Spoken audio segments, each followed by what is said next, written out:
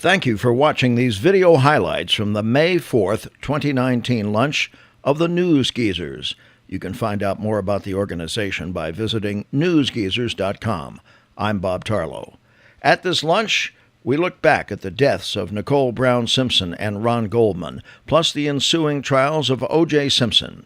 Our speakers included Vince Mack, who flew over the slow-speed chase in KTTV Channel 11's Sky Fox helicopter, Tom Lang, the co-lead LAPD detective in the case, Renee Sautil, a videographer who worked the trials and now has an organization called I Remember Nicole, Carolyn Fox, the longtime executive director of the RTNA, the Radio and Television News Association, Dave Lopez, who has been reporting for Channel 2, the CBS station in Los Angeles, for more than 40 years, and Phil Schumann, who has covered LA for KNBC, KCOP, and KTTV.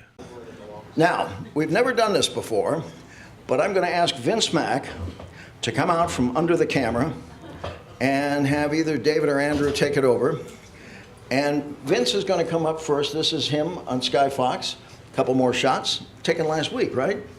Yeah.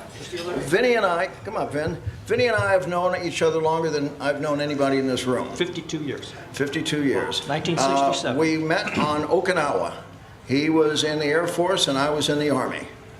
And we met at Armed Forces Radio and Television, which we used to call AFARTS. Yes. Vinny has a little bit of tape before you start. Because we also have to play to an audience who's watching this on tape, and I can't use the clips. I'll try to avoid making reference to it. Just tell us a little bit, what was your impression when you got onto this thing and realized what it was? Well, that particular day was a Friday, as I remember, and it was a long day. We had, KTTV had just gotten their first Westcam, which was a technological nightmare. And we knew it was a major story in LA when the Westcam didn't work. Throughout all of the OJ Simpson stuff, every time there was a major breaker with him, camera didn't work. Well, anyway, we faked it and we got the story. That particular Friday, we had problems with the camera and, excuse me, old throat. We had problems with the camera, so the technicians came out, they worked on it, and about 5 o'clock in the afternoon, they said, it's good to go, you can go fly. Well, the desk calls and says, hey, get down to Orange County. OJ Simpson's coming up the freeway. So we hightailed it down there along with every other bird, and we intercepted him someplace down in Orange County as he came out and got on the 405. It was the first pursuit I had ever covered where people actually stopped right there on the freeway, got out of their cars and were waving at OJ. Now this went on all the way from Orange County up to the 405, and the overpasses, the sides of the freeway were just covered with individuals out there waving at him.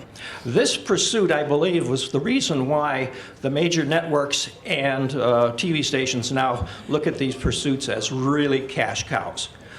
This pursuit was on every major news organization in 1994. It was a boring pursuit by today's standards. It was a slow-speed pursuit. AC didn't do anything radical. He didn't zip between lanes. He didn't run stop lights or stop signs. What was the fastest he was ever going? He was only doing about 50. The entire Sunset overpass is covered with parked cars and hundreds of people. It was just amazing to watch this happen. Obviously, this man had a real following at the time. But anyway, those are my memories of the O.J. Simpson slow-speed chase. I'll leave you with the fact that during the ensuing following year, it was O.J.'s world. Every morning, we would hover over county jail, watch him come out, get in the bus or the van, take him over to the courthouse. The afternoon crew would take him from the courthouse back to jail. This was an everyday occurrence. Talk about boring. Ugh. Anyway, jump ahead real quick. I was a part of the entourage that was above the trial on verdict day. 17 helicopters going in counter-rotating directions, all stacked up above the courthouse. You know, when you have a fruit tree, a piece of fruit falls on the ground and smashes, and pretty soon you've got 150 little gnats. That's what it looked like over the courthouse downtown with helicopters. We're so amazed that nobody ran into each other and made a bigger story out of it. One of the helicopters had actually come down from San Francisco and landed at our facility at the Van Nuys Airport. And he was standing there, and when we landed, we started a conversation, and he said, "I don't know how you guys do it. It scared me to death, all those helicopters. Bell Jet Rangers go one way, A-Stars go another, so you're always coming at each other at all this different levels." So that was the bigger, I was more afraid of that than any of the other pursuits that I had ever covered. So anyway, those are my memories of OJ and the great Friday pursuit and whatever. Thank you, Vinny. All right, I'll go back what I do best. All right, we move along, and our next guest is Tom Lang. Tom, along with Phil Van Adder, were co-lead detectives on the Simpson case. I'm greatly honored to have him here. He's never been to one of our luncheons before, and it's an absolute pleasure. He has 2 books that are out. One is specifically on Simpson called Evidence Dismissed, and Malice in Wonderland, I believe, came out last month. Am I right? Last year. Last year? Oh, okay. Okay, I thought it was this past April. So he's got these 2 books. They're both available on Amazon. I know that because that's where I got the cover graphics from. So I encourage you to read them. Tom, it's yours. Thank you. Okay, I've got a whole bunch of stuff I can address. In fact, this is my little blue book I've had for 25 years, that I've been putting together for 25 years, right up to the present. But Bob has given me only an hour and a half this afternoon, so I don't know how much we're gonna get in. I do have my own opinions on a lot of things, and because of this group, we probably are on the opposite sides of the fence in a couple of things, such as cameras in the courtroom, gag orders, and that type of thing. You folks may be on one side, and I'm probably on the other, so we can get a little conflict going if you want, but I don't know if that's what you want to do because I really don't have a whole lot of time, right? Okay, so I'd like to open it up to questions. No softballs. People don't like softballs. You throw softballs, no. Why don't you just kind of paraphrase or go through the last couple of days of the trial when you thought that this thing had been won or lost, or your feelings as the trial was going on? My feelings were that there was no way we were going to get a guilty plea. At what point? After 8.5 days on the stand, when sitting near the jury from me to this gentleman right here, Brian, when I was on the stand, like I said, just about 8 days, a little more, we had like 25 sidebars. And above the jury, you could see the camera going off to the side when they go into commercial, usually at the sidebars. And you're taught and you learn when you testify, you're the police, you're respectful of the jury. And every now and again, you're going to look towards them and recognize the fact that they're there, and you're going to maybe say hi, you know, something, not say anything, but just recognize that they're there and show some respect. So I would do that. And when I did that, they'd be glaring at me. I mean, really glaring. When I testified and Marcia was asking me questions, introducing evidence, they'd just be staring. When Johnny Cochran was cross-examining me, they'd be writing like hell. I mean, all the negative stuff, and that's what you're going to hear from the defense. And quite frankly, that's their job. I don't have a problem with that.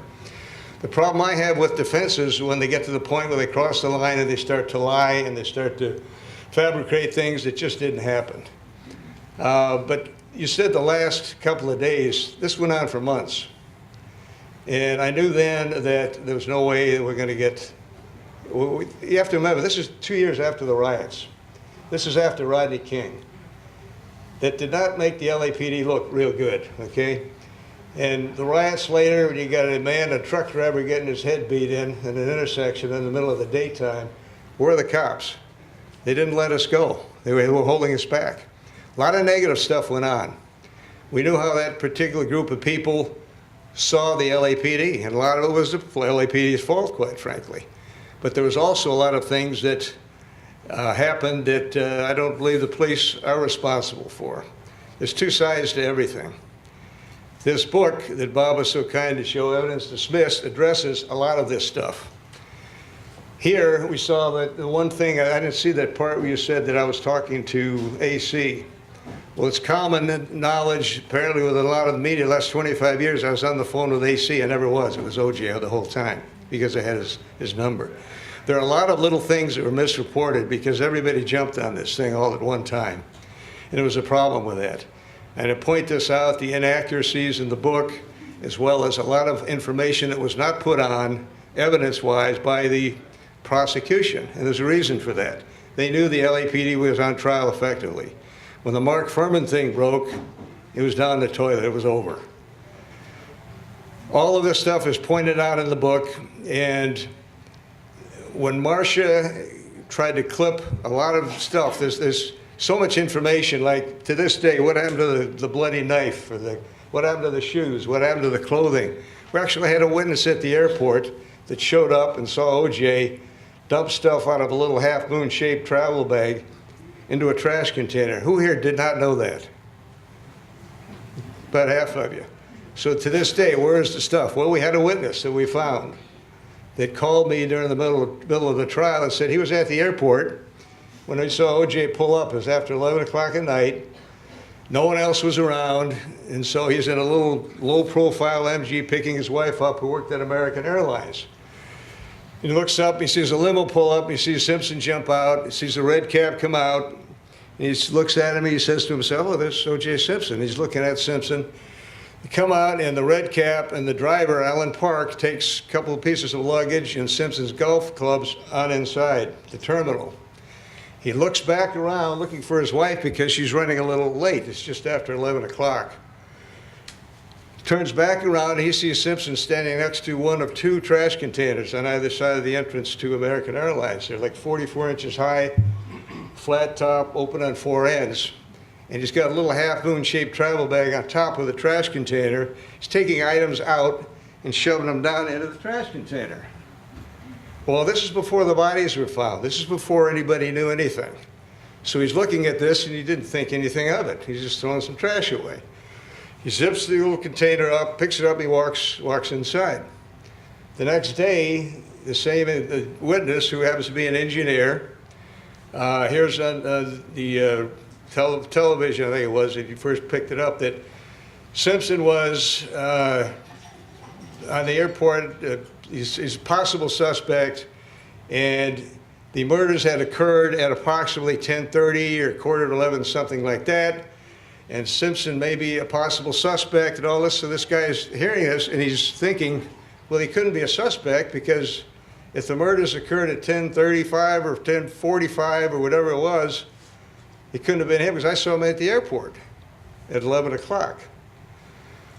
Well, the reporter who reported this got the information from Judith Brown, Nicole's mother. She had just been told, and I'm the one that had to tell her, that her daughter had been murdered. She was in shock.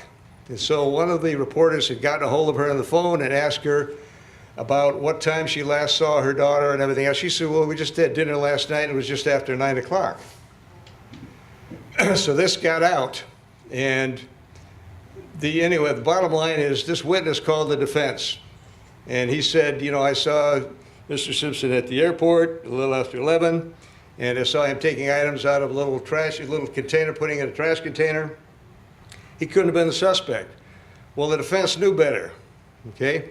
Phone records revealed that the Judith had said that they had dinner about 10:30 or 10:40. The reality was it was 9:30 and 9:35, I think it's 9:37 exactly, that they spoke on the phone.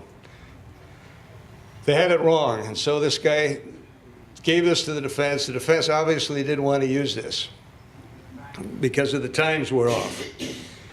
He calls me halfway during the trial and he says, listen, I've been watching the trial and I had to tell this to somebody. I told this to the defense, but I saw Simpson at the airport at 11 and I thought that the murders, or that the dinner, excuse me, I misspoke earlier. The dinner was about 9:30 or about 10:30.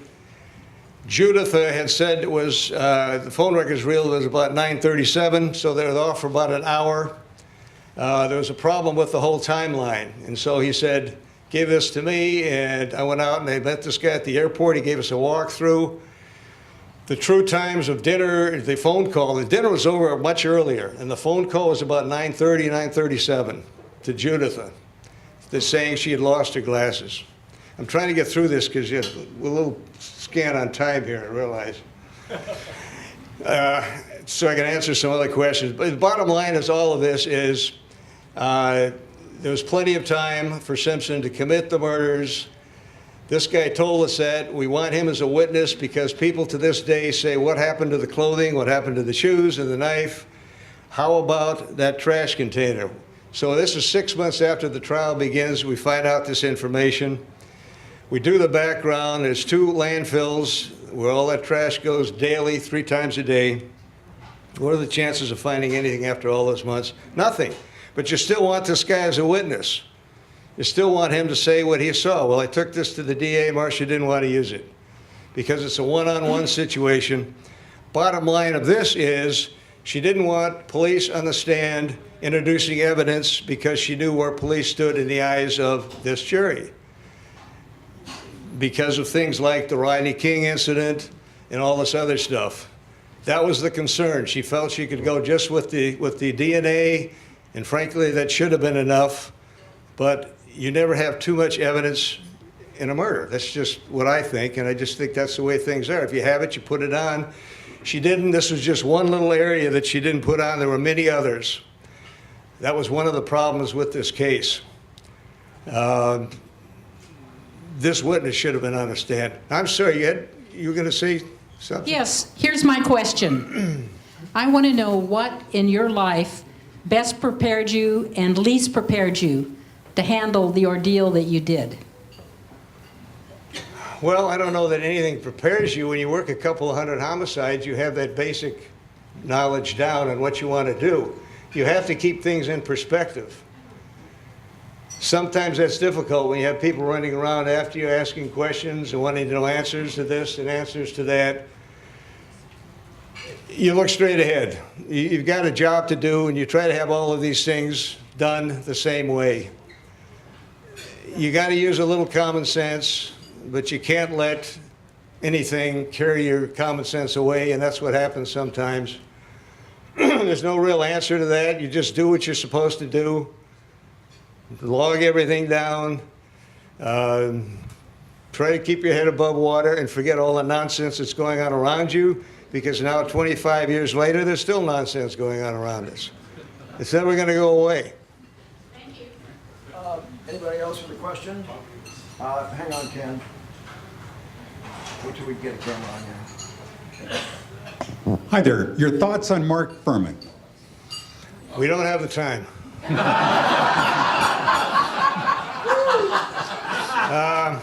Let me just put it like this. All the nonsense with Furman still goes on today. He's got a nice job with Fox. I guess they like him. They like a lot of people also, like Alan Dershowitz, who to this day says we planted blood evidence.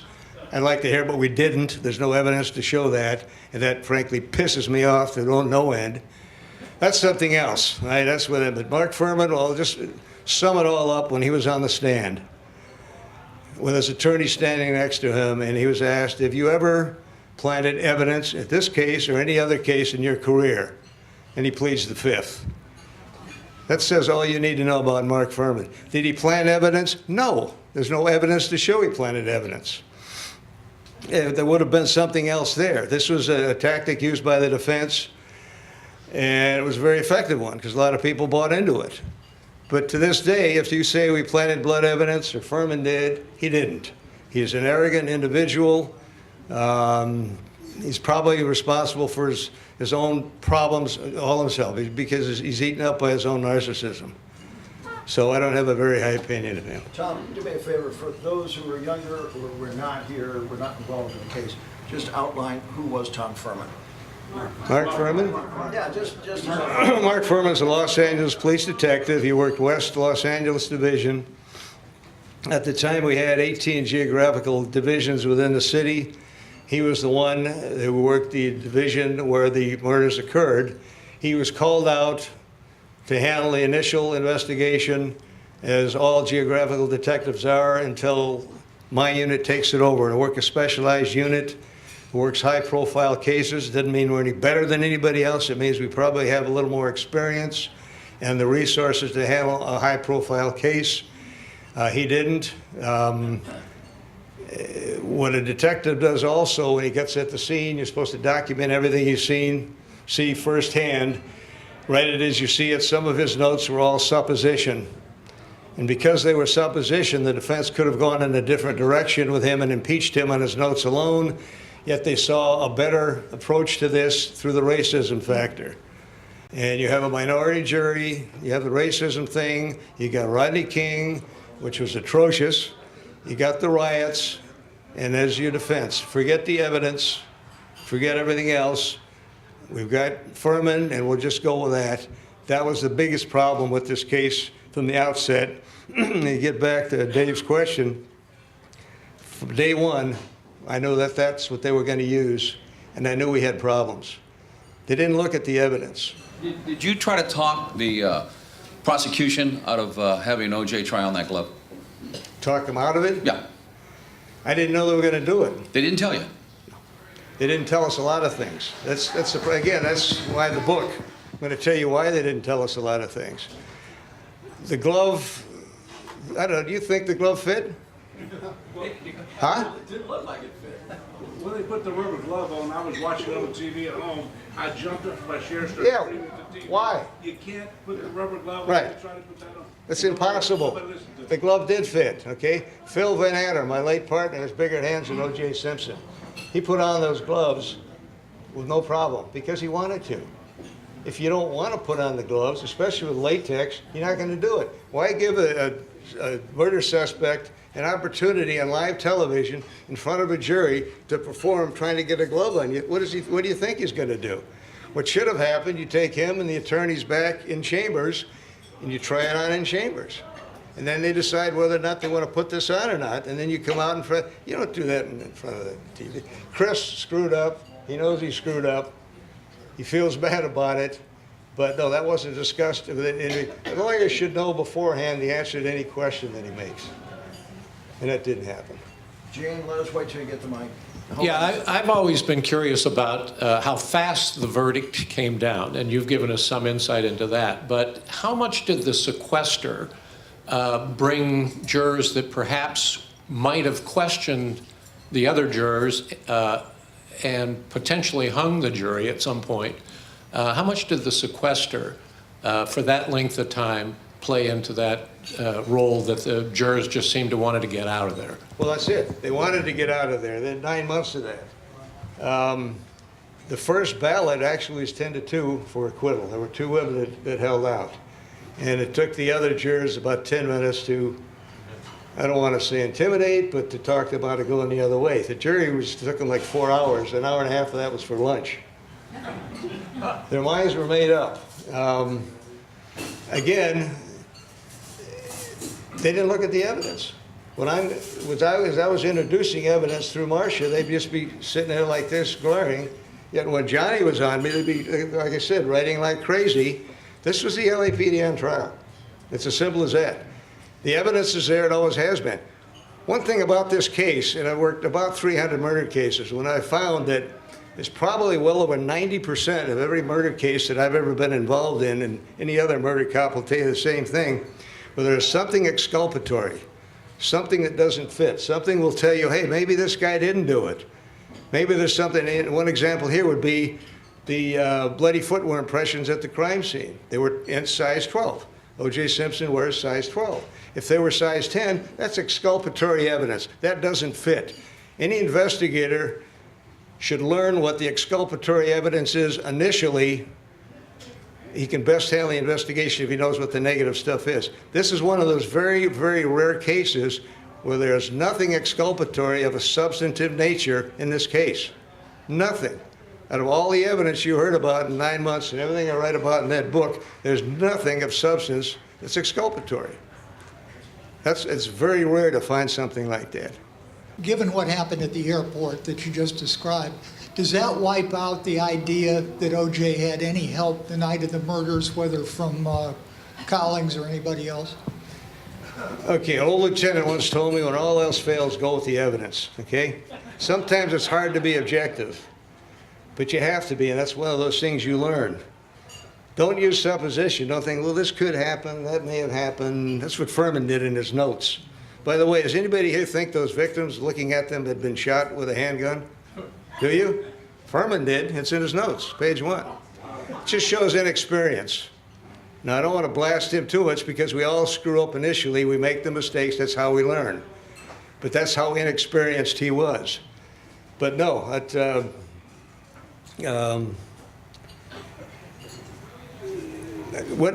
say it again, what you... Well, I was wondering, there was always a theory that he had some help the night of the murders. Oh, no, I no. was wondering if, because of what happened at the airport, if that wipes out the idea that he had any help right after the murders. Well, that doesn't, no, not necessarily. But again, what you do is you go with the evidence. The evidence shows us that there was one set of bloody footwear impressions. Just one, regardless of what an investigator from the defense may say, there was never any evidence of that.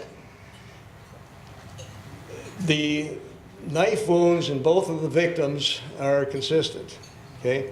But what really brings it together is a blood droplet on the bottom of Ron Goldman's boot in the form of a cast-off. I was thinking more about after the murders, if he had any help, in the hours between the Well, no, I'll get to that. Okay. But what tells us there's one suspect is the left boot on the sole. There's a blood cast off on his boot, and that blood cast off is a combination of the blood of both victims. What does that tell you? One murder weapon, okay? One set of footwear impressions moving away from the crime scene. Consistent wounds. Everything else, it tells you there's one suspect. There's just no evidence either during the crime or after the crime. Now, did AC, we spent some time with AC. AC was a good friend. Did he have anything to do after? No, and I don't believe AC knew anything about it, but he was going to cover for his friend. We spent some time with him after, and I almost felt sorry for him. I think that friendship, OJ took advantage of that friendship. And he was just trying to help his friend. But there's no evidence of that. There just never has been any evidence of that. Tom, thank you. That's it?